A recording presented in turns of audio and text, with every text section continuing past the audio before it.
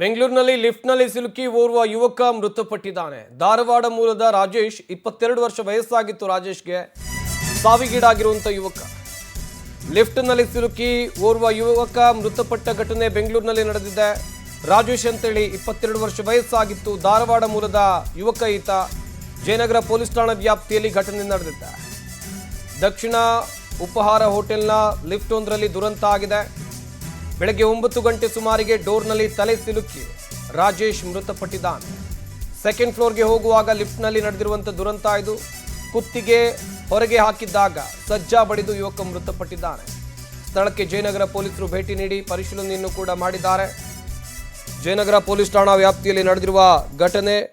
ದಕ್ಷಿಣ ಉಪಹಾರ ಹೋಟೆಲ್ನ ಲಿಫ್ಟ್ನಲ್ಲಿ ಈ ರಾಜೇಶ್ ಎನ್ನುವಂಥ ಯುವಕ ತೆರಳುತ್ತಾ ಇದ್ದ. ಈ ಸಂದರ್ಭದಲ್ಲಿ ಕುತ್ತಿಗೆ ಹೊರಗೆ ಹಾಕಿದಾಗ ಸಜ್ಜಾ ಬಡಿದು ದುರಂತ ಸಂಭವಿಸಿದೆ. ನೋಡ್ತಾ ಇರಬಹುದು ಘಟನೆ ನಡೆದಿರುವ ಸ್ಥಳವನ್ನು. ಮೃತ ಯುವಕನ ಹೆಸರು ರಾಜೇಶ್ ಅಂತೇಳಿ, 22 ವರ್ಷ ವಯಸ್ಸಾಗಿತ್ತು. ಧಾರವಾಡ ಮೂಲದವನು. ಬೆಳಗ್ಗೆ ಹೋಟೆಲ್ಗೆ ಹೋದಾಗ ಈ ದುರಂತ ಸಂಭವಿಸಿದೆ. ಬೆಳಗ್ಗೆ 9 ಗಂಟೆ ಸುಮಾರಿಗೆ ಡೋರ್ನಲ್ಲಿ ತಲೆ ಸಿಲುಕಿ ರಾಜೇಶ್ ಕೊನೆಯುಸಿರೆಳೆದಿದ್ದಾನೆ. ಪ್ರಕರಣದ ಕುರಿತಂತೆ ಜಯನಗರ ಪೊಲೀಸರು ತನಿಖೆಯನ್ನು ಮಾಡ್ತಾ ಇದ್ದಾರೆ. ಸ್ಥಳಕ್ಕೆ ಜಯನಗರ ಪೊಲೀಸರು ಭೇಟಿಯನ್ನು ನೀಡಿ ಅಲ್ಲಿ ಪರಿಶೀಲನೆ ನಡೆಸುವಂತ ಕೆಲಸವನ್ನು ಮಾಡಿದ್ದಾರೆ.